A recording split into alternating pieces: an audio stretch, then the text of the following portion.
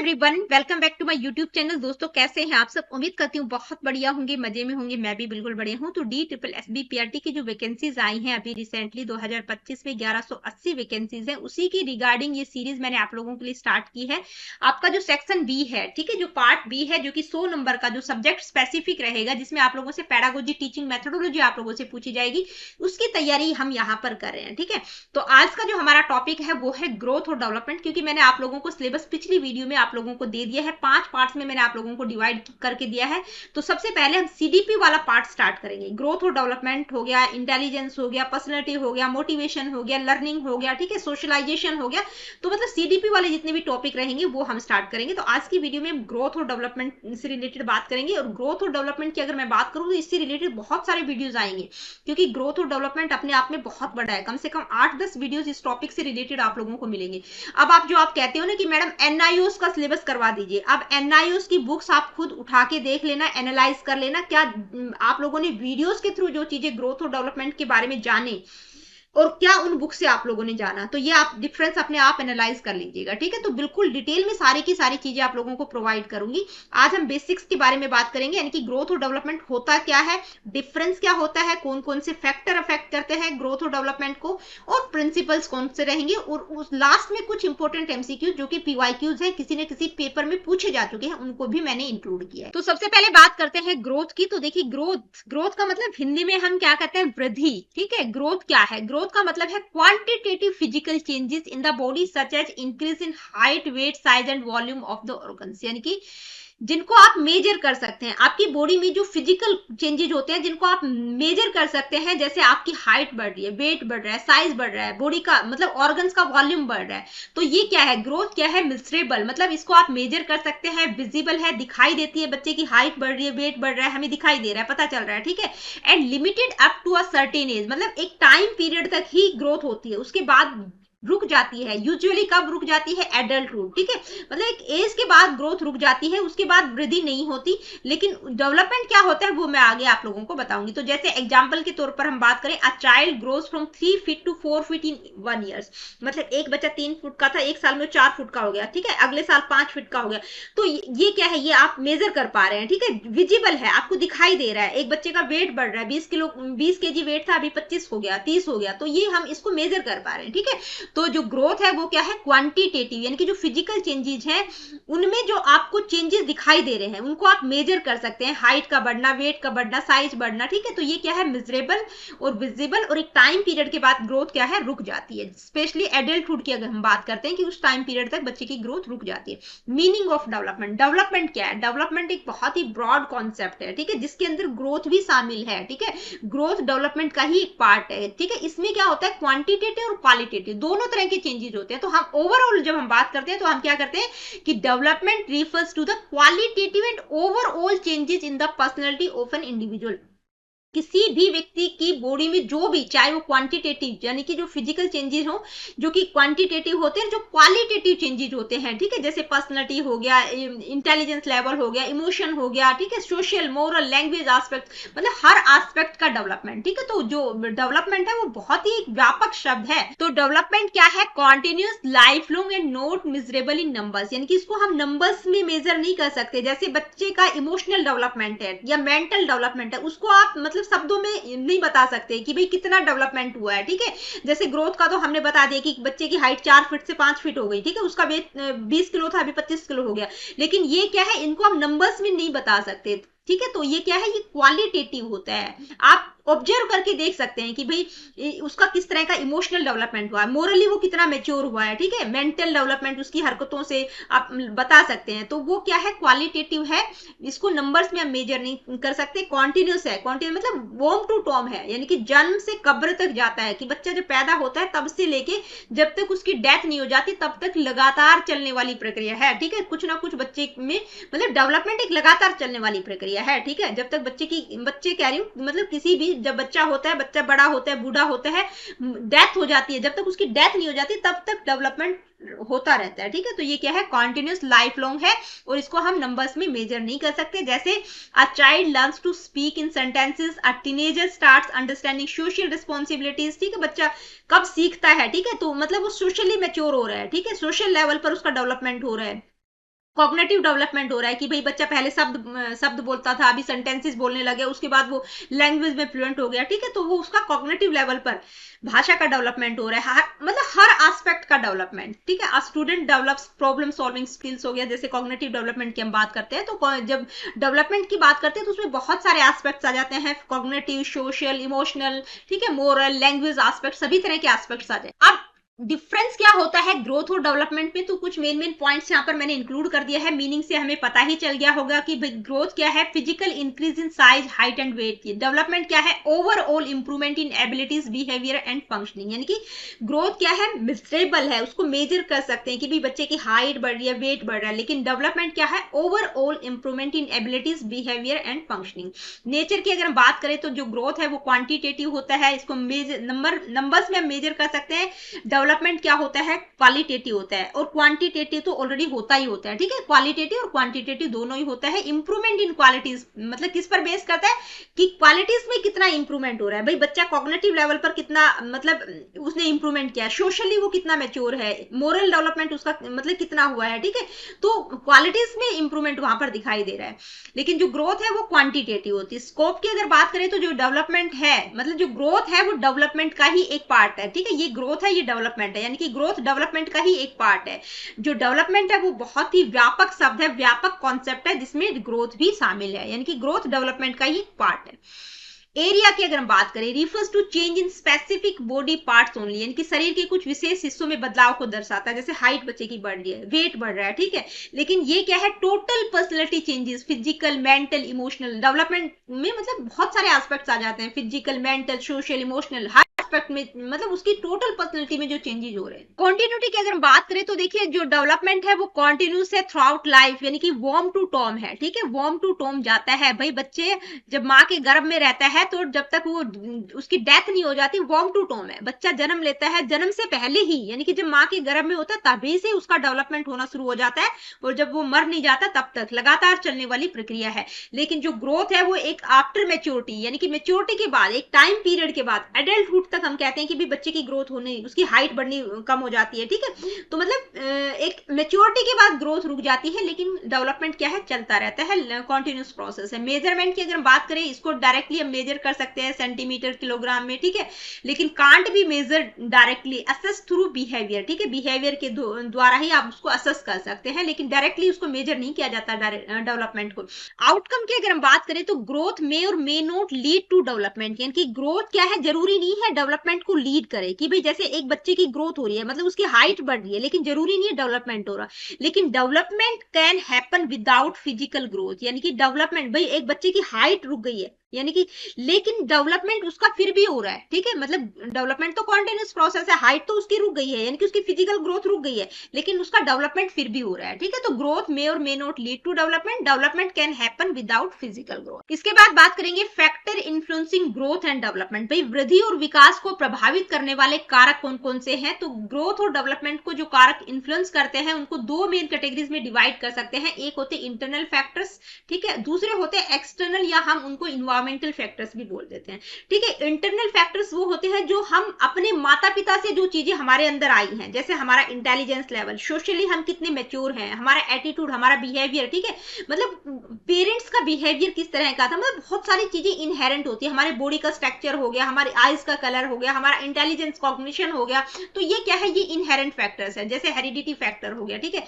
Trades inherited from parents like body structure, eye, colour, intelligence हो गया, biological factors हो गया, intelligence, emotional factor, social factors, मतलब एक बच्चे का attitude, values, adjustment depend on social interaction पर डिपेंड करता है, ठीक है, तो ये इनहेरेंट में ही आ जाएंगे, इंटरनल फैक्टर से ही रिलेटेड होंगे।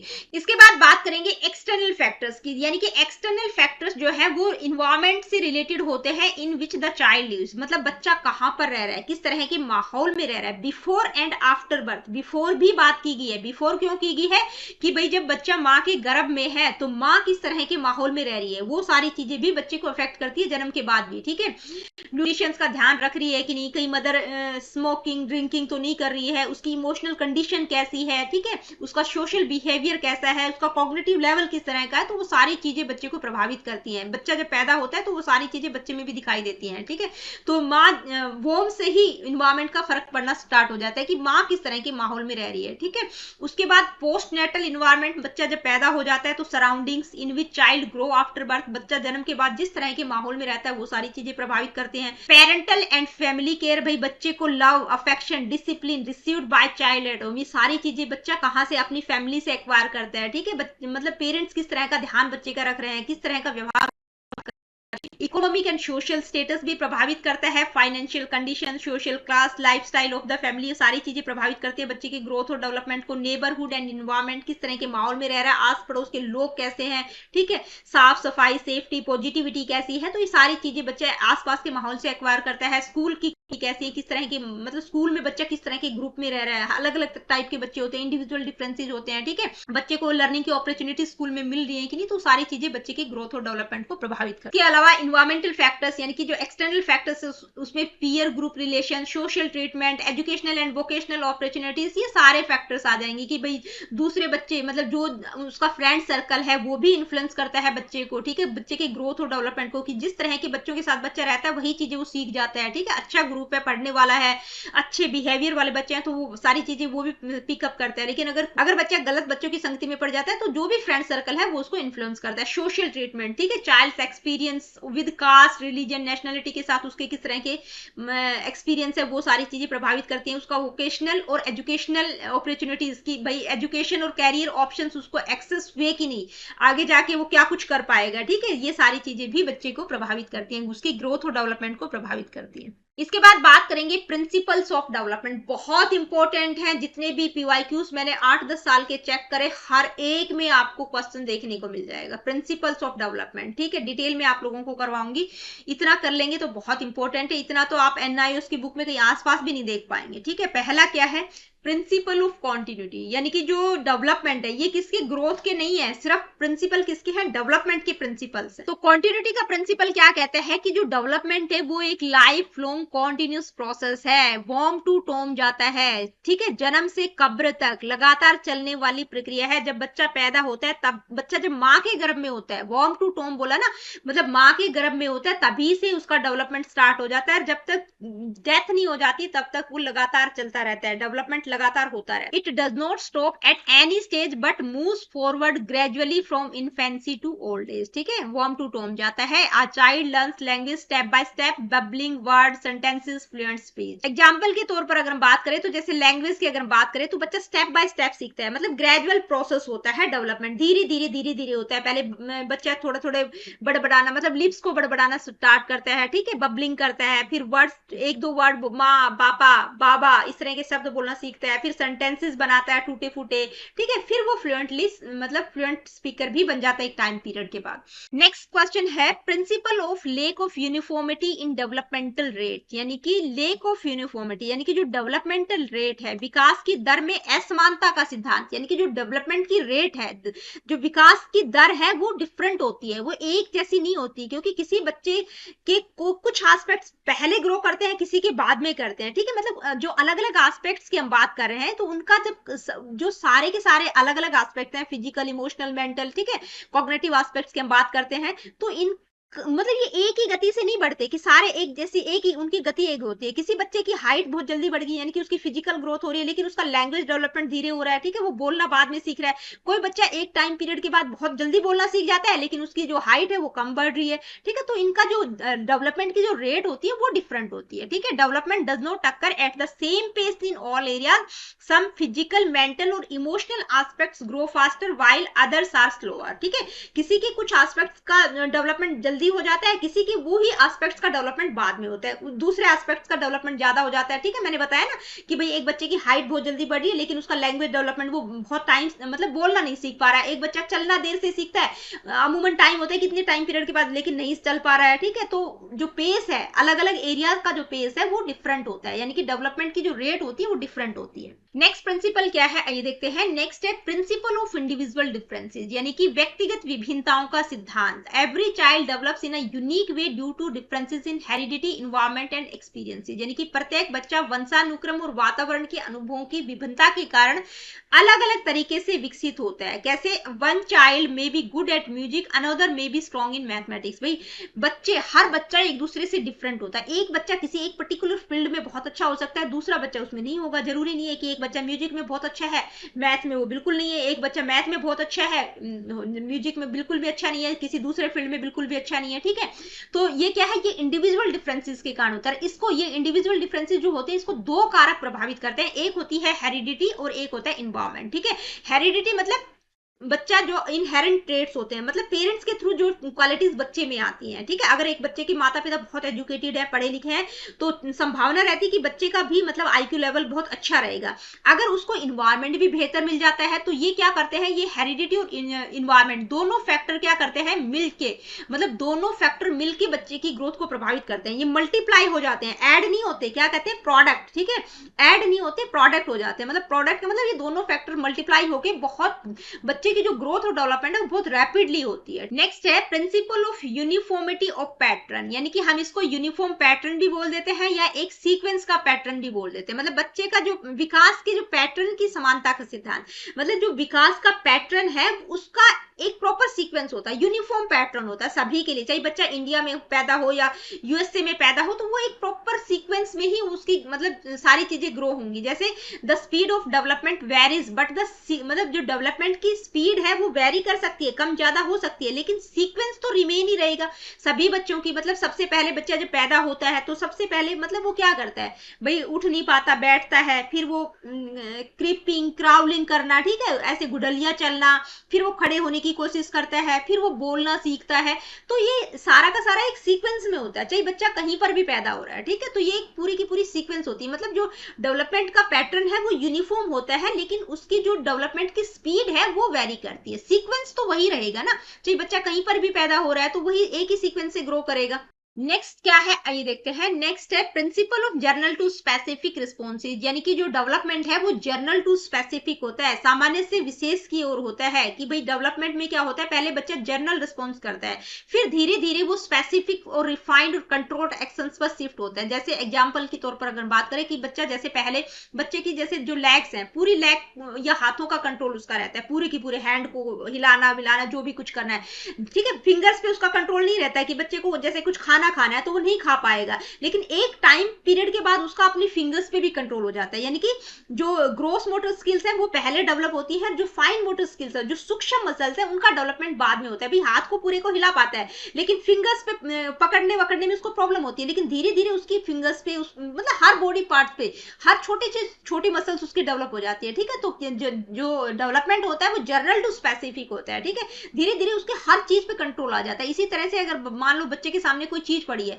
आपने एक बॉक्स रख दिया, तो पहले बच्चे का ध्यान एक उस बॉक्स पर जाएगा, उस बॉक्स के अंदर क्या है उस पर नहीं जाएगा, फिर बाद में वो धीरे धीरे उसके अंदर देखेगा इसके अंदर क्या कुछ है। ठीक है, तो जो डेवलपमेंट है वो जर्नल टू स्पेसिफिक होता है। नेक्स्ट है प्रिंसिपल ऑफ इंटीग्रेशन, यानी कि एकीकरण का सिद्धांत। भाई जो बॉडी के डिफरेंट पार्ट्स हैं, बॉडी और माइंड मतलब अलग अलग सेपरेटली डेवलप करते हैं पहले, लेकिन धीरे धीरे फिर हम सारी चीजों को इंटीग्रेट करके सामंजस्य बैठा के काम करना शुरू कर देते हैं। कि भाई हम अपने हाथों का भी काम करें, पैरों का भी यूज करें, माइंड का भी यूज करें, मतलब हर चीज को, हर बॉडी पार्ट को हम इंटीग्रेट करके काम करना शुरू कर देते हैं। ठीक है, जैसे to write a child coordinates vision, finger movements and mental focus. ठीक है, भाई बच्चा कोई चीज लिख रहा है तो उसका अपनी हाथों की उंगलियों पे भी कंट्रोल है, फिंगर मूवमेंट्स पर भी। ठीक है, उस ध्यान से देख भी रहा है, मेंटली भी वो फोकस कर रहा है कि क्या कुछ मैं लिख रहा हूँ। ठीक है, इसी तरह से एक और एग्जांपल की अगर हम बात करें, जैसे आप गाड़ी चला रहे हैं, स्कूटी चला रहे हैं, ठीक है, तो आपको हर चीज में कोऑर्डिनेट करना पड़ेगा, हर चीज को इंटीग्रेट। कि भाई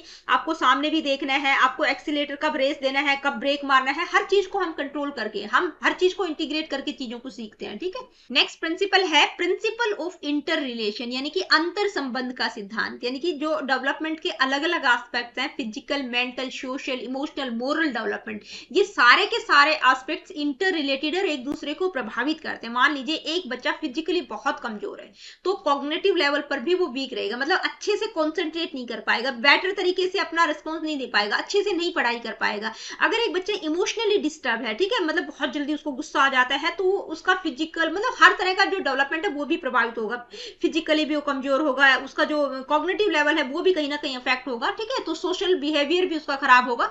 तो ये क्या है, यानी कि जितने भी एस्पेक्ट्स है डेवलपमेंट के, ये इंटर रिलेटेड है, एक दूसरे को प्रभावित करते हैं। नेक्स्ट क्या है, प्रिंसिपल ऑफ इंटरेक्शन, यानी कि इंटरेक्शन यानी कि परस्पर क्रिया का सिद्धांत। ये क्या कहता है, development is shaped by the interaction of heredity and environment, both are equally important. यानी कि किसके इंटरेक्शन की बात कर रही है, हेरिडिटी और इन्वायरमेंट का इंटरेक्शन। यानी कि अगर एक बच्चे को मतलब जो इनहेरेंट ट्रेट्स है वो भी बहुत अच्छे मिले हैं, मतलब उसके जो जीन्स है वो बहुत अच्छे आए हैं, उसके पेरेंट्स के थ्रू बहुत मतलब अच्छी चीजें उसको एक्वायर हुई हैं, ठीक है, और उसको इन्वायरमेंट भी बेहतर मिल जाता है, तो ये दोनों फैक्टर मल्टीप्लाई होकर उसकी ग्रोथ और डेवलपमेंट को प्रभावित करते हैं। ये दोनों फैक्टर हेरिडिटी और इन्वायरमेंट मल्टीप्लाई हो जाते हैं और उस बच्चे की ग्रोथ और डेवलपमेंट रैपिडली होती है। मान लो एक बच्चा बहुत टैलेंटेड है, एक बच्चे के पेरेंट्स क्या है, डॉक्टर हैं, तो ठीक है, अगर मतलब इनहेरेंट तो वो चीजें बच्चे में आई ही है, ठीक है, वो क्वालिटीज बच्चे में आ गई हैं और साथ ही बच्चे को ट्रेनिंग भी बेहतर मिल जाती है, बाहर इन्वायरमेंट भी उसको इस तरह का मिल जाता है, तो डेफिनेटली वो बहुत अच्छा कर पाएगा, ठीक है।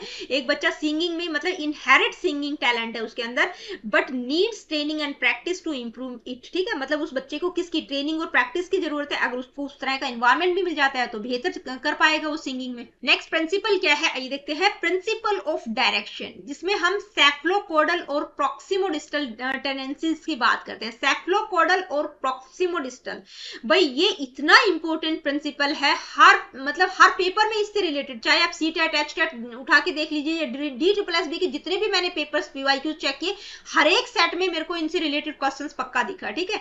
तो ये क्या है, सेफलोपोडल और प्रॉक्सिमोडिस्टल, ये दो तो पूछे ही पूछे जाते हैं, ठीक है। अब ये जो सेफलोपोडल है ये क्या होता है, यानी कि हेड टू टो होता है, ठीक है, मतलब बच्चे का पहले सिर पे कंट्रोल आता है, फिर उसकी दूसरे बॉडी पार्ट्स पे कंट्रोल आता है, ठीक है। तो growth follows two directions, from head to toe जिसको हम सेफलोपोडल कहते हैं, and from the centre outward, ठीक है, सेंटर टू आउटवर्ड, ठीक है, सेंटर टू आउटवर्ड रहेगा ये, सेंटर टू आउटवर्ड, यानी कि centre to peripheries, centre to extremities, ठीक है।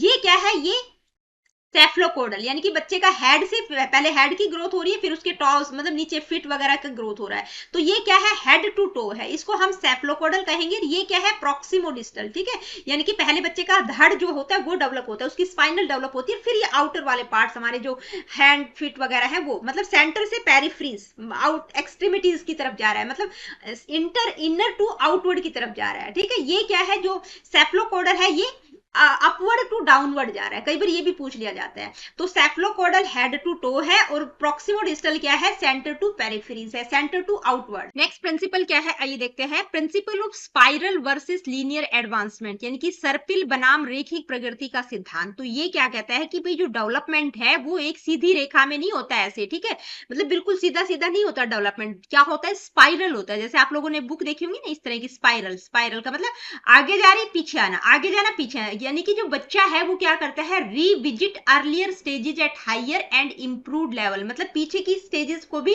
रिविजिट करता है और आगे के लेवल को भी इंप्रूव करता है। जैसे अगर हम देखें इन्फेंसी स्टेज में क्या होता है कि बच्चे की जो ग्रोथ होती है बहुत रैपिडली होता है, उसकी हाइट बढ़ रही होती है, दिखाई दे रही होती है, लेकिन जैसे जैसे चाइल्डहुड आता है तो ऐसा लगता है जैसे उसकी ग्रोथ बिल्कुल रुकी हुई है, लेकिन वहां पर रुकी हुई नहीं होती, उसका ग्रोथ और डेवलपमेंट हो रहा होता है, लेकिन उस टाइम पे क्या होता है, उसकी जो बॉडी मसल्स वगैरह है उसमें कंसोलिडेशन आ रहा होता है, पावर आ रही होती है, ठीक है, उनमें पावर आ रही होती है, तो ऐसा लगता है कि बच्चे की हाइट बढ़ नहीं रही है, लेकिन ऐसा नहीं होता। तो क्या है, जो डेवलपमेंट है वो क्या होता है, लीनियर नहीं होता, स्पाइरल होता है। जैसे एग्जांपल के तौर पे अगर हम बात करें तो a child first scribbles then drop shapes later makes meaningful pictures, यानी कि बच्चा पहले थोड़ी सी टेढ़ी मेढ़ी लाइन ऐसे बनाना सीखता है, ठीक है, फिर वो शेप्स अच्छी सी सर्कल ट्रायंगल मतलब शेप्स बनाना सीखता है, उसके बाद वो मीनिंगफुल पिक्चर्स को ड्रॉ करना सीखता है, ठीक है। तो वो क्या कर रहा है, मतलब उसमें क्या हो रहा है कि भाई रिविजिट कर रहा है वो, ठीक है, पीछे की जो चीज थी उसमें इंप्रूवमेंट भी ला रहा है, जो पिछले स्टेज थी उसको बेहतर भी बना रहा है और आगे की तरफ भी इंप्रूव कर रहा है। नेक्स्ट प्रिंसिपल क्या है, प्रिंसिपल ऑफ प्रिडिक्टिबिलिटी, यानी कि पूर्वानुमान का सिद्धांत, यानी कि डेवलपमेंट को प्रिडिक्ट किया जा सकता है, ठीक है, जो भी फिक्स पैटर्न होता है, जो क्योंकि डेवलपमेंट एक फिक्स पैटर्न को फॉलो करता है। जैसे बच्चे की हाइट बढ़ रही है, बच्चा जो बचपन में बहुत इंटेलिजेंट है, तो हम थोड़ा सा उसको देख के अंदाजा लगा सकते हैं, प्रिडिक्ट कर सकते हैं कि हाँ ये बच्चा आगे भी बहुत अच्छा रहेगा। कोई बच्चा गेम में बचपन से ही बहुत अच्छा है, ठीक है, कोई बैडमिंटन बहुत अच्छा खेलता है, कोई लॉन टेनिस बहुत अच्छा खेलता है और अच्छा उसमें करता जा रहा है, तो प्रिडिक्ट किया जा सकता है कि हाँ भाई आगे ये बच्चा इस फील्ड में बहुत बच्चा कर सकता है। तो डेवलपमेंट को प्रिडिक्ट किया जा सकता है। Most children start teething around 6 months and walking around 12 month. तो जैसे ये भी एक फिक्स, क्योंकि डेवलपमेंट होता है वो एक फिक्स पैटर्न को फॉलो करता है, तो जैसे हम प्रिडिक्ट कर सकते हैं। मतलब ज्यादातर क्या होता है कि 6 महीने में बच्चे के टीथिंग, हर एक बच्चे के मतलब जो दांत वांत है वो आना स्टार्ट हो जाते हैं। 12 महीने में बच्चा चलना स्टार्ट कर देता है। बहुत रेयर केसेज होते हैं जिसमें बच्चा नहीं चल पाता, तो उस तरीके से प्रिडिक्ट किया जा सकता है। इसके अलावा कुछ और इंपॉर्टेंट प्रिंसिपल्स हैं जो कि मैंने यहाँ पर डाल दिए हैं। जैसे डेवलपमेंट क्या होता है, क्यूमुलेटिव होता है। ये वर्ड्स आपको दिखाई दे जाएंगे तो आपको पता ही नहीं होगा। डेवलपमेंट क्या होता है, क्यूमुलेटिव, यानी कि संचयी होता है, एक स्टेज दूसरी के ऊपर बिल्ड करती है। जैसे डेवलपमेंट क्या है, ग्रेजुअल और बिल्ड अपॉन प्रीवियस स्टेजेस। जैसे एक बच्चा है, सबसे पहले अल्फाबेट, ठीक है, ABCD बनाना सीख रहा है, फिर वो जैसे कैट बैट सेट, ठीक है, मतलब इस तरह के छोटे छोटे वर्ड सीखता है, उसके बाद वो सेंटेंस फॉर्म करता है। तो क्या है कि मतलब डिपेंड कर रहा है कि भाई जब अल्फाबेट नहीं आएंगे, वर्ड्स बनाना नहीं सीखेगा, तो सेंटेंस कैसे बनाना सीखेगा। तो डेवलपमेंट क्या है, क्यूमुलेटिव होता है। नेक्स्ट है जर्नलिटी टू स्पेसिफिसिटी, यानी कि जर्नल टू स्पेसिफिक होता है, स्पेसिफिक टू जर्नल नहीं होता। पहले हम साधारण चीजें सीखते हैं, उसके बाद स्पेसिफिक की ओर मूव करते हैं, ठीक है। Development begins with general responses and later moves to specific ones. जैसे a baby waves the whole hand before using fingers to pick object, यानी कि एक बच्चा सबसे पहले पूरे हाथ को हिलाना सीखता है, ठीक है। उसकी अपनी फिंगर्स पे कंट्रोल नहीं होता, उसको पकड़ने के लिए बोलेंगे, मतलब 2-3 साल का छोटा सा बच्चा है तो वो उसका अपने फिंगर्स, जो छोटी मसल्स होती हैं, ठीक है, जो फाइन मोटर स्किल्स होती है, उन पर उसका कंट्रोल नहीं होता। तो पहले पूरे हाथ को हिलाना सीखता है, धीरे धीरे उसकी जो फाइन मोटर स्किल्स होती है उस पर उसका कंट्रोल आता है। तो जर्नल टू स्पेसिफिक होता है। इसी तरह से बच्चे के सामने कोई भी बड़ा बॉक्स आप ला के रख देंगे तो वो पहले उस बॉक्स पर उसका ध्यान जाएगा, बड़ी चीज पर उसका ध्यान जाएगा, उसके अंदर क्या पड़ा हुआ है उस पर बाद में ध्यान जाएगा, ठीक है। तो जर्नल टू स्पेसिफिक होता है। इसके बाद है सिंपलिसिटी टू कॉम्प्लेक्सिटी, यानी कि सिंपल टू कॉम्प्लेक्स होता है। Development moves from simple activities to complex behaviours, यानी कि a child first scribbles then writes letters and later essays, यानी कि बच्चा पहले छोटी छोटी कोई भी, मतलब जैसे ऐसे डी में डी लाइन बनाना सीखता है, फिर वो इमेज ड्रॉ करना सीखता है, उसके बाद वो लेटर्स फॉर्म करना सीखता है, बड़े बड़े ऐसे भी वो लिखना सीख जाता है, ठीक है। तो सिंपल से कॉम्प्लेक्स की तरफ होता है। आई होप कि ये तो हमने शायद पीछे भी किया, थोड़ा सा नाम भी चेंज हो जाते हैं तो आपको पता होना चाहिए, अगर कोई रिपीट हो गया हो तो देख लीजिएगा, ठीक है। ऑटोनोमी, यानी कि स्वायत्तता का सिद्धांत भी होता है। डेवलपमेंट क्या होता है, ऑटोनोमी, यानी कि with growth a child becomes independent in activities. भाई विकास मतलब बच्चे की जो ग्रोथ होती है तो धीरे धीरे बच्चा इंडिपेंडेंट होने की, मतलब इंडिपेंडेंट एक्टिविटीज स्टार्ट करना शुरू कर देता है। जैसे एक छोटा बच्चा होता है, ठीक है, आप 1-1.5 साल तक उसको अपने हाथ से कुछ खाना खिलाते हैं, लेकिन बाद में क्या करता है, वो अपने हाथ से ही अपने आप चम्मच को पकड़ने की कोशिश करेगा, चाहे उल्टा पुल्टा गिराए कुछ भी करे, तो वो क्या करता है, मतलब वो ऑटोनोमी का मतलब अपने आप करने की कोशिश कर रहा है, ठीक है, यानी कि इंडिपेंडेंट एक्टिविटीज वो करने की कोशिश कर रहा है। तो a toddler learns to eat food without help, मतलब बच्चे करते हैं ना कि अपने आप खाना है उनको, तो ये क्या है, ये ऑटोनोमी का प्रिंसिपल है। नेक्स्ट है प्लास्टिसिटी, लचीलापन, यानी कि जो डेवलपमेंट है can be modified by environment and training. भाई डेवलपमेंट को ट्रेनिंग और इन्वायरमेंट के थ्रू मॉडिफाई किया जा सकता है। मान लीजिए कोई बच्चा है मैथ में बहुत ज्यादा कमजोर है, लेकिन अगर उसकी प्रैक्टिस करवाई जाए, उसको बेहतर इन्वायरमेंट मिले, तो वो उस चीज में, उस फील्ड में, उस पर्टिकुलर सब्जेक्ट में बेहतर बन सकता है, ठीक है। तो यानी कि जो डेवलपमेंट है वो क्या होता है, प्लास्टिसिटी का सिद्धांत क्या कहता है कि डेवलपमेंट को मॉडिफाई किया जा सकता है इन्वायरमेंट और ट्रेनिंग के द्वारा। तो ये कुछ इंपॉर्टेंट प्रिंसिपल्स थे। अब ये मत सोचना कि भाई जो NIOS की बुक है उसमें अलग से दे रखे होंगे, उसमें तो इतनी डीप में आपको कोई बताएगा भी नहीं, उसमें आपको मिलेंगे भी नहीं, ठीक है, बहुत मोटे तौर पे मिलेंगे। तो बहुत डिटेल में चीजें मैं यहाँ पर आप लोगों को करवा रही हूँ और एक एक टॉपिक को डिटेल में करवाएंगे। तो आज की इस वीडियो में हमने क्या क्या समझा कि भी ग्रोथ और डेवलपमेंट का कॉन्सेप्ट क्या होता है, दोनों में डिफरेंस क्या होता है, कौन कौन से फैक्टर ग्रोथ और डेवलपमेंट को प्रभावित करते हैं, और डेवलपमेंट की प्रिंसिपल्स कौन कौन से हैं। और प्रिंसिपल्स को तो गांठ बांध लेना, बिल्कुल 100% आपको यहाँ से क्वेश्चंस देखने को मिल जाएंगे, 1 या 2। और स्पेसिफिकली जो स्पाइरल वाला प्रिंसिपल है और एक है सेफलोकोडल और प्रॉक्सिमोडिस्टल, यहाँ से तो हर एक में चाहे कोई भी टीचिंग एग्जाम हो वहां पर आपको क्वेश्चन पक्का देखने को मिलता है। DSSB के भी प्रीवियस ईयर के जो पेपर्स उठा के देखेंगे तो हर साल आपको यहाँ से क्वेश्चंस देखने को मिलेगा प्रिंसिपल्स। अब हम डिस्कस करेंगे कुछ इंपॉर्टेंट MCQs को, ताकि कॉन्सेप्ट क्लैरिटी बेहतर हो जाए, साथ साथ भी करेंगे, लास्ट में आप लोगों के PYQs भी खूब अच्छे से करेंगे, ठीक है। विच of the following is not a principal of development, यानी कि जैसे ही हमने टॉपिक किया तो कुछ क्वेश्चंस कर लेंगे तो उससे हमें और ज्यादा हमारा जो कॉन्सेप्ट है वो बिल्ड होता है, ठीक ठीक है। डेवलपमेंट का प्रिंसिपल नहीं है, नहीं की बात की गई है, यानी कि 3 प्रिंसिपल्स हैं डेवलपमेंट के, एक नहीं है। जो नहीं वाला है वो आपको बताना है, वही आपका आंसर होगा। डेवलपमेंट इज रिलेटिवली ऑर्डरली, यानी कि डेवलपमेंट क्या है, क्रम में होता है, सीक्वेंस में होता है, तो बिल्कुल सीक्वेंस में होता है, ठीक है। ये हमने पढ़ाई है तो ये तो आपका आंसर होगा नहीं, तो ये तो गलत है, ठीक है, यानी कि ये तो डेवलपमेंट का प्रिंसिपल है। Development takes place gradually over a period of time, भाई ग्रेजुअल प्रोसेस होता है, कॉन्टिन्यूस प्रोसेस होता है, ठीक है, ये भी है, तो ये भी आपका आंसर नहीं होगा। Exact course and nature of development, यानी कि डेवलपमेंट मतलब क्या होता है, विकास की जो गति है वो सटीक और प्रकृति के समय ही, जन्म की प्रकृति के समय निर्धारित हो जाती है, तो ये बिल्कुल गलत है, ठीक है, सटीक बिल्कुल नहीं होती है, ठीक है, ये ग्रेजुअल होता है, बिल्कुल एग्जैक्ट हम नहीं कह सकते कि ये सारी चीजें होंगी, जन्म के तुरंत बाद ही हम बता नहीं सकते कि भी बच्चे का डेवलपमेंट किस तरह से क्या रहेगा, ठीक है। Exact course and nature of development is determined at the time of birth itself, तो ये गलत है, ये आपका, और जो गलत वाला है वही आपसे पूछा गया है, ठीक है, तो आपका आंसर क्या होगा, सी, ठीक है। जो नहीं है वो पूछा गया है, हर individual develops at different rate, तो डेवलपमेंट की जो दर होती है वो भी डिफरेंट होती है, ये भी प्रिंसिपल है, तो कौन सा आंसर होगा, आपका आंसर होगा सी। नेक्स्ट क्वेश्चन क्या है, ये देखते हैं। A teacher needs to ensure that all learners in her class feel accepted and valued, to do this the teacher should, भाई एक टीचर क्या चाहती है कि अध्यापक को यह सुनिश्चित करना चाहिए, ठीक है, a teacher need to ensure that कि भाई जितने भी लर्नर्स हैं उसकी क्लास में वो एक्सेप्टेड और वैल्यू फील करें, यानी कि सभी शिक्षार्थी अपने आप को स्वीकृत और सम्मानित समझे। To do this the teacher should, मतलब इसके लिए एक शिक्षक को, एक टीचर को क्या करना चाहिए, ठीक है, एक टीचर का क्या रोल रहेगा कि भाई सारे के सारे बच्चे अपने आप को एक्सेप्टेड और वैल्यूड दें, ठीक है, सम्मानित अपने आप को महसूस करें, तो टीचर का यहाँ पर क्या करना चाहिए, टीचर को make strict rules and punish, भाई जहां पर स्ट्रिक्ट रूल्स पनिशमेंट की बात आ गई तो वो तो स्टार्टिंग में ही गलत हो जाएगा, ठीक है।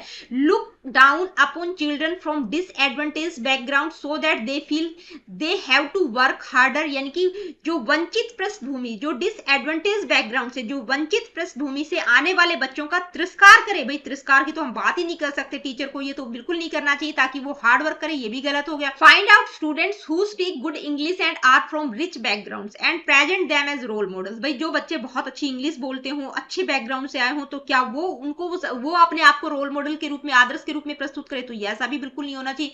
उन बच्चों को भी उनको वैल्यू नहीं देना है कि उनकी इंग्लिश अच्छी है इसके आधार पर या बहुत अच्छे बैकग्राउंड से आ रहे हैं, रिच बैकग्राउंड से आ रहे हैं, तो ये भी गलत हो गया। Get to know the social and cultural background of her students and encourage diverse opinions in the class, यानी कि अपने विद्यार्थियों की सामाजिक और सांस्कृतिक पृष्ठभूमि को समझे कि भाई उनका सोशल और कल्चरल बैकग्राउंड क्या है उन बच्चों का, और उनको अलग अलग डाइवर्स ओपिनियन के लिए क्या करे, प्रोत्साहित करे, ठीक है, मतलब अलग अलग विचारों के लिए, अलग अलग ओपिनियन के लिए उनको डाइवर्स लर्निंग, डाइवर्स ओपिनियन के लिए उनको इंकरेज करे, तो ये बिल्कुल आपका सही होगा कि भाई टीचर को ध्यान में रखना है कि भाई बच्चे एक जैसे बैकग्राउंड से नहीं आ रहे, किसी का सोशल इकोनॉमिक स्टेटस अच्छा नहीं है, कल्चरल बैकग्राउंड अलग अलग डिफरेंट होते हैं, तो उन सबको इंकरेज करना है, डाइवर्स ओपिनियन के लिए उसको इंकरेज करना है सभी बच्चों। नेक्स्ट क्वेश्चन है, cephalopodal principle of development states that, तो मैंने आप लोगों को अभी बताया था ना, सेफलोपोडल और प्रॉक्सिमोडिस्टल, बिल्कुल ध्यान में रखना है, ठीक है। तो यहाँ सेफलोपोडल को हम हिंदी में क्या कहते हैं, शीर्षगामी, तो सिर से ध्यान में रखना है कि पहले जो डेवलपमेंट हो रहा है वो सिर से नीचे की तरफ जा रहा है, पैर की तरफ जा रहा है, हेड टू टो जा रहा है, ठीक है। तो सेफलोपोडल प्रिंसिपल में क्या होता है, development proceeds from head to toe, development proceeds from centre to extremities, development proceeds from toe to head, development proceeds from extremities to the centre, तो देखेंगे नीचे वाले तो दोनों ही गलत है, टो टू हेड नहीं होता, हेड टू टो होता है, और एक्सट्रीमिटीज टू सेंटर नहीं होता, सेंटर टू एक्सट्रीमिटीज होता है, तो ये दोनों तो बिल्कुल गलत है। अब ये क्या है, development proceeds from centre to extremities या सेंटर टू पेरिफेरीज, ये क्या है, ये प्रॉक्सिमोडिस्टल है, यानी कि पहले बच्चे का धड़ विकसित हो रहा है, स्पाइनल विकसित हो रही है, फिर वो डेवलपमेंट दूसरा हाथ पैर वगैरह विकसित हो रहे हैं, तो ये कौन सा है, ये प्रॉक्सिमोडिस्टल है।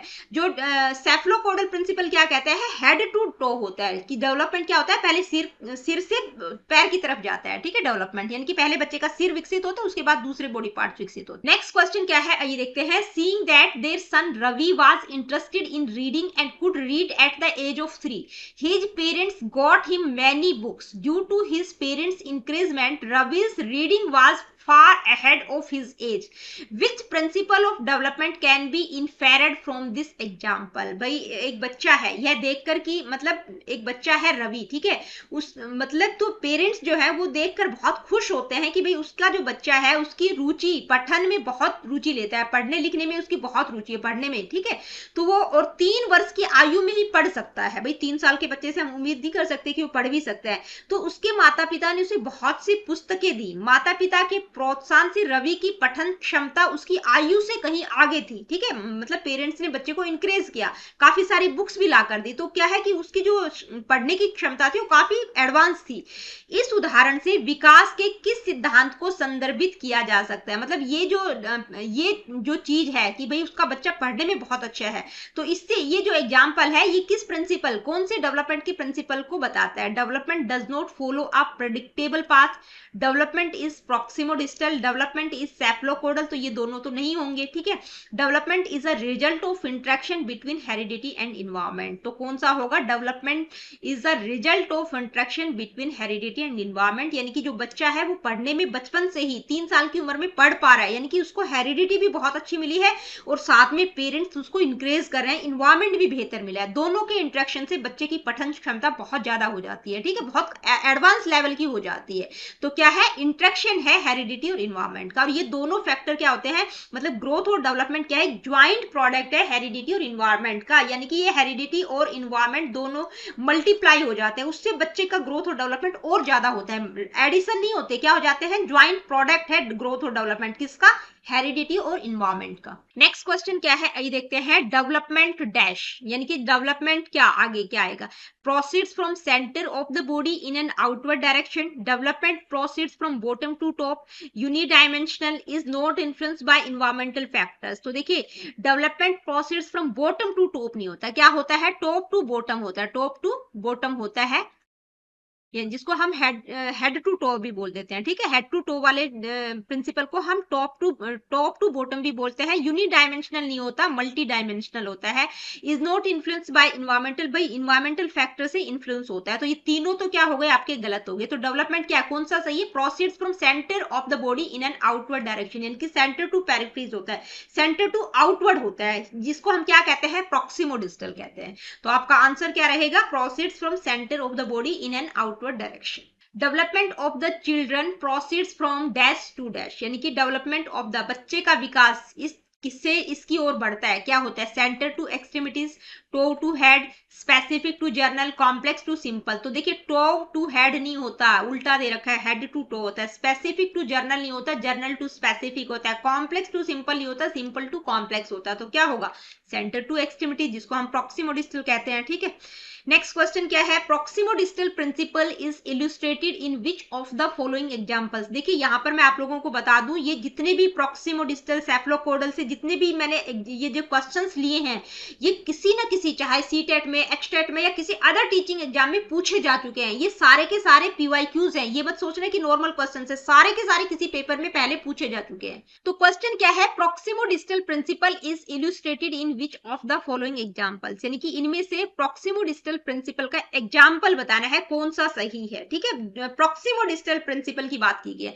Infants develop vision before the use of their arms, यानी कि आंखें, यानी कि बच्चे की, किसी भी बच्चे की, शिशु अपनी बाहों का इस्तेमाल करने से पहले यानी कि उसकी दृष्टि विकसित होती है, तो ये तो प्रॉक्सिमोडिस्टल का एग्जांपल नहीं है। Infants develop cognitive abilities and then learn language, तो ये भी नहीं है कि भाई उसकी कॉग्निटिव एबिलिटीज पहले डेवलप होती है, बाद में वो लैंग्वेज को सीखता है। Infant first learn to move their torso and then their arms and legs, यानी कि जो बच्चा है, शिशु पहले अपना धड़, ठीक है, टॉर्सो का मतलब जो धड़ होता है, ठीक है, वो उसको हिलाना सीखते, फिर उसके हाथ और पैर हिलाना सीखता है। इसके बाद है infants learn cooing before bubbling, यानी कि बच्चा क्या है, शिशु बुदबुदाने से पहले किलकिलाना सीखता है। तो प्रॉक्सिमोडिस्टल की बात की गई है, तो कौन सा सही है कि भाई बच्चे के पहला धड़ विकसित होते हैं, उसके बाद उसके आर्म्स और लेग्स विकसित होते हैं। इंटरनल टू एक्सट्रीमिटीज जाता है, सेंटर टू एक्सट्रीमिटीज जाता है, इंटरनल ही कहेंगे, सेंटर टू एक्सट्रीमिटीज जाता है। नेक्स्ट क्वेश्चन है, which principle of development does the following example illustrate, यानी कि निम्न उदाहरण विकास के किस सिद्धांत को बताता है? तो ये उदाहरण दे रखा है आपको, क्या है? The development of a child does not take a straight path, it turns back and then moves forward again. यानी कि जो बच्चे का विकास है वो एक सीधी रेखा में नहीं होता, स्ट्रेट पाथ में नहीं होता, ये आगे जाता है, ठीक है, आगे जाता है फिर पीछे मुड़ता है, आगे जाता है पीछे मुड़ता है। तो आई होप कि आप समझ गए होंगे कौन सा प्रिंसिपल है, यूनिफॉर्मिटी का प्रिंसिपल है, स्पाइरल एडवांसमेंट का है, डेवलपमेंट यूनिडायमेंशनल होता है, यूनिडायरेक्शनल होता है, डेवलपमेंट इज डिसकॉन्टिन्यूस, तो डिसकॉन्टिन्यूस नहीं होता, ग्रेजुअल कॉन्टिन्यूस प्रोसेस होता है, ठीक है।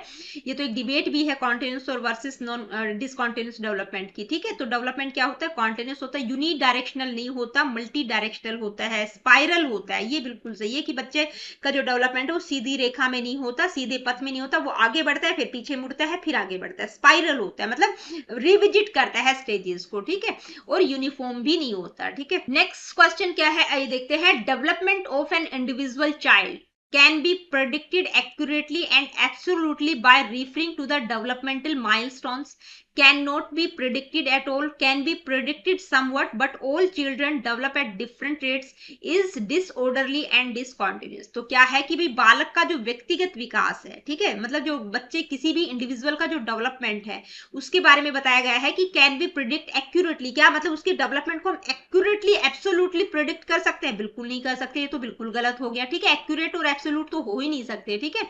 Can be predicted at all, यानी कि दूसरा क्या है, बिल्कुल भी अनुमानित नहीं किया जा सकता, बिल्कुल प्रेडिक्ट नहीं कर सकते, तो ये भी गलत है क्योंकि हमने प्रेडिक्टिबिलिटी का सिद्धांत पढ़ा था, ठीक है, प्रिडिक्ट कर सकते हैं। Can be predicted somewhat but all children develop at different rates, बस कुछ हद तक अनुमानित, मतलब कुछ हद तक हम प्रिडिक्ट कर सकते हैं, लेकिन डेवलपमेंट रेट डिफरेंट होता है हर बच्चे का, ठीक है, ये तो हमें पता है, तो ये बिल्कुल सही है। इस डिसऑर्डर और डिसकॉन्टिन्यूस भी नहीं होता, ठीक है। नेक्स्ट क्वेश्चन है, to understand individual differences in development it is important, यानी कि जो व्यक्तिक विभिन्नता है विकास में, व्यक्तिक विभिन्नताओं को समझने के लिए महत्वपूर्ण है। क्या महत्वपूर्ण है भाई इंडिविजुअल डिफरेंसेस को समझने के लिए, इनमें से क्या इंपॉर्टेंट है? To look at the environmental factors that affect individuals, यानी कि सिर्फ इन्वायरमेंटल फैक्टर्स को देखना जो कि बच्चे के जो इंडिविजुअल्स को प्रभावित करते हैं। To consider maturation of the body and the brain, यानी कि बच्चे की बॉडी और माइंड की मैच्योरिटी को कंसीडर करना। To consider both inherited characteristics as well as environmental factors and their interplay, यानी कि हेरिडिटी और इन्वायरमेंट दोनों फैक्टर्स को देखना और उनका संबंध, उनका पारस्परिक क्रिया क्या है उसको समझना। To look at the inherited characteristics that give each person a special start in life, यानी कि सिर्फ जो वंशागत विशेषताएं हैं उस पर विचार करना जो प्रत्येक व्यक्ति को जीवन में विशेष शुरुआत में मिलती है। हेरिडिटी मतलब बच्चा जन्म से ग्रहण करके आता है, कि जो ट्रेड्स पेरेंट्स के थ्रू बच्चे में आता है, तो सिर्फ इन्वायरमेंटल फैक्टर्स का रोल नहीं होता, सिर्फ हेरिडिटी का रोल नहीं होता, ठीक है। और मैच्योरेशन ऑफ द बॉडी और ब्रेन को भी हम कंसिडर नहीं करेंगे। किसका? इंडिविजुअल डिफरेंसेस को समझने के लिए सबसे इंपॉर्टेंट चीज क्या है कि भाई हेरिडिटी और इन्वायरमेंट दोनों का अहम रोल होता है, दोनों की पारस्परिक क्रिया, ठीक है, मतलब ये दोनों फैक्टर मिल जाते हैं, हेरिडिटी और इन्वायरमेंटल फैक्टर्स मिलकर यानी कि मल्टीप्लाई हो जाते हैं, ज्वाइंट प्रोडक्ट है ग्रोथ और डेवलपमेंट के लिए, तो इनका अहम रोल है, ठीक है। तो क्या होगा? To consider both inherited characteristics, यानी कि जो हेरिडिटी है उसको, as well as environmental factors और देयर इंटरप्ले, यानी कि उनका पारस्परिक क्रिया, ठीक है, ये दोनों मल्टीप्लाई हो जाते हैं। तो ग्रोथ और डेवलपमेंट क्या है? ज्वाइंट प्रोडक्ट है हेरिडिटी और इन्वायरमेंट का। ये बहुत बार ये क्वेश्चन पूछा जाता है, ठीक है, तो दोनों का अहम रोल है। तो दोस्तों आज की वीडियो में हमने ग्रोथ और डेवलपमेंट होता क्या है, डिफरेंस क्या होता है, कौन कौन से कारक प्रभावित करते हैं और डेवलपमेंट के प्रिंसिपल्स कौन कौन से, उनसे रिलेटेड कुछ इंपॉर्टेंट स्पेसिफिकली जो प्रिंसिपल्स हैं उनसे रिलेटेड क्वेश्चंस मैंने इंक्लूड किए हैं, क्योंकि प्रिंसिपल्स जितने भी हैं डेवलपमेंट के वहां से 1 या 2 क्वेश्चंस आपको 100% देखने को मिल जाएगा, ठीक है। तो बिल्कुल अच्छे से मैंने आज के इस टॉपिक को करवाया है। आई होप कि आप लोग भी अपनी DSSB PRT की तैयारी बेहतर तरीके से करेंगे और वीडियो सेशंस आप लोगों के लिए हेल्पफुल होते हैं तो लाइक शेयर चैनल को सब्सक्राइब आप कर सकते हैं। किसी प्रकार का क्वेश्चन क्वेरीज फीडबैक आपका है, do comment in the comment section. मिलती हूँ आप लोगों से अपनी अगली वीडियो में।